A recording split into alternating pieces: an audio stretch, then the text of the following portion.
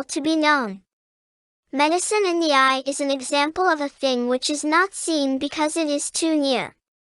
A bird flying high and disappearing in the sky is an example of a thing which cannot be seen because it is too far. Some examples in which a thing cannot be known because of sensory defects are: the blind cannot see colors, the deaf cannot hear, the stopped nose cannot smell, the mouth of a sick person cannot taste, the paralyzed body cannot feel, the crazy mind cannot know reality. An example of a thing which is not known because we do not pay attention to it is this: when we concentrate on certain colors or other things, we do not hear a voice. Instances in which a thing is not known because of obstacles are these: the earth blocks the view of, floods, and a wall blocks the view of, objects. An example of a thing not known because of similarity is a black spot on a black color.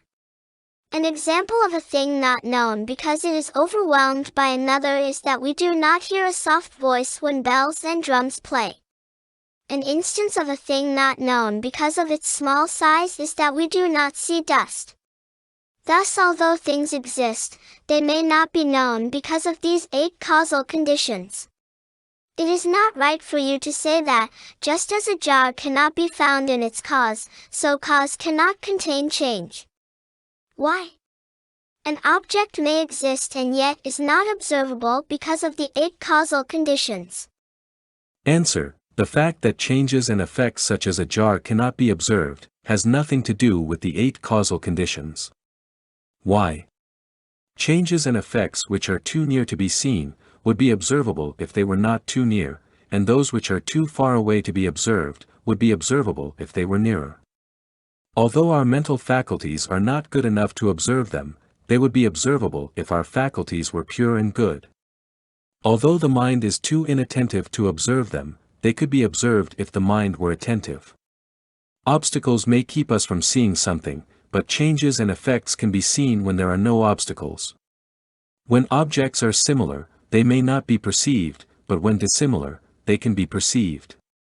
When objects are overshadowed, they may not be perceived, but when not overshadowed, they can be perceived. An object may be too small to be seen, but jars and other effects are big and can be seen. If a jar is too small to be perceived, in its cause, it could not be perceived after it is produced. Why? Because what is already produced and what is not yet produced have the same characteristic of smallness, for they are both real. Comment: if an effect such as a jar is too small to be seen, it would not be seen even after it has been produced. For Wei Sheng and I Sheng have the same essence. As they have the same essence, they should have the same appearance. So if one cannot be seen, the other will not be seen. Question: an object is small when it is not yet produced, but it becomes large after it has been produced. Therefore, that which is already produced is observable, while that which is not yet produced is not observable. Answer: if this is the case, a cause does not include an effect because there is nothing large in the cause. Again, there is nothing large in the cause before production. If there is something large in the cause, you should not say that the effect is too small to be seen. Now the effect is large, yet you say it is too small to be seen, then what is large cannot be called an effect. So an effect ultimately cannot be obtained. Yet actually the effect can be obtained. Then you should admit that it is not too small to be seen. Thus your position is really inconsistent or contradictory. Therefore, it is not justifiable to say that a cause includes an effect and that, because of the 8 causal conditions, the effect cannot be observed. Again, if a cause includes an effect and then produces the effect, both the cause and the effect lose their characteristics. Why? It is just like a blanket in threads or a piece of fruit in a utensil. The so-called cause would be only a location and cannot be called a cause. Why? Because the thread and the utensil are not the causes of the blanket and the fruit. If a cause is destroyed, the effect will be destroyed. So, in this sense, a thing such as a thread is not the cause of a thing such as a blanket. If there is no cause, there will be no effect. Why? because of a cause, an effect can be established. If a cause cannot be established, how can an effect be established? Again, if there is no making, nothing can be called an effect. Causes such as threads cannot produce effects such as blankets. Why? It is that the threads do not produce the blanket just because they provide a place for the blanket. Thus there is neither cause nor effect. If there is neither cause nor effect, one should not seek whether cause includes effect or does not include it. Again, assume that a cause includes an effect, and grant that the substance of the effect is not observable. But the characteristics of the effect should be observable. For example, we smell a fragrance and know there are flowers. We hear sounds and know there is a bird. We hear the sound of laughter and know there is a man. We see smoke and know that there is fire. We see the crane and know that there is a pond nearby. Thus, if a cause includes an effect, there should be some signs. Now neither the substance nor the characteristics of an effect are obtainable. So we should know that a cause does not have an effect included in it. Again, if a cause has an effect included in it and then produces the effect, one should not say that threads cause a blanket nor that straws cause a mat. If a cause does not produce an effect, nothing can produce it.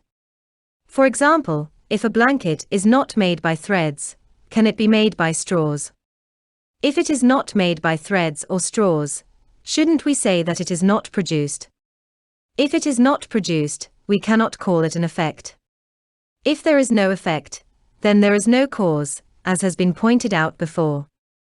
Therefore, it is not true that a cause has an effect included in it and then produces the effect. Again, if an effect is not made by anything, then it is permanent like nirvana.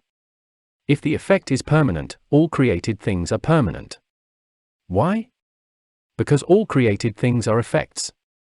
If all things are permanent, then there is no impermanence. If there is no impermanence, there is no permanence. Why? Because of permanence there is impermanence, and because of impermanence there is permanence. Thus there is neither permanence nor impermanence.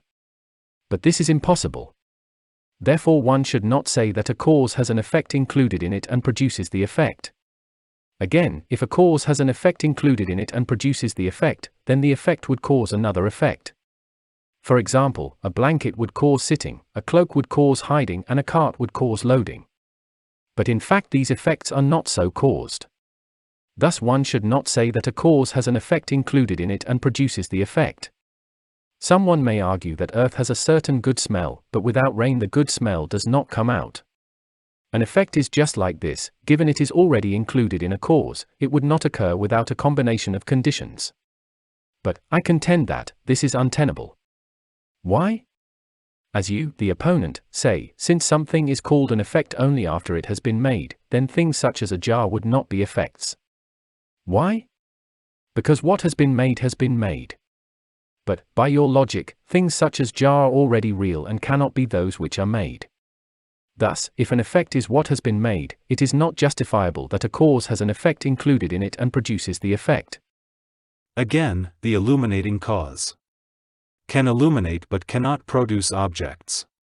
For example, when a lamp is lighted to illuminate a jar in the dark, it also illuminates the bed and other things, but cannot produce them. The conditions which are gathered to make a jar cannot produce a bed and other things. Therefore one should know that a cause does not have an effect included in it. Again, if an effect is already real in a cause and then is produced, one should not make a distinction between what has been made and what is yet to be made. But you do make this distinction. Therefore, it is not true that a cause already includes an effect and produces it. Comment: Nagarjuna has argued that his opponent confuses the illuminating cause with the producing cause. Both his examples of rain and a lamp would be illuminating cause, not producing cause. Nagarjuna has now finished examining the assumption that an effect is already real in a cause or that a cause includes an effect and produces it. In the following paragraphs, he discusses the assumption that an effect is at the outset unreal in a cause or that a cause does not include an effect and produce it. He presents several arguments to refute the assumption. Now assume that a cause does not have an effect included in it and produces the effect. This is not tenable either. Why? If something is produced from nothing, then a second head and a third hand should be produced. Why? Because something could be produced from nothing.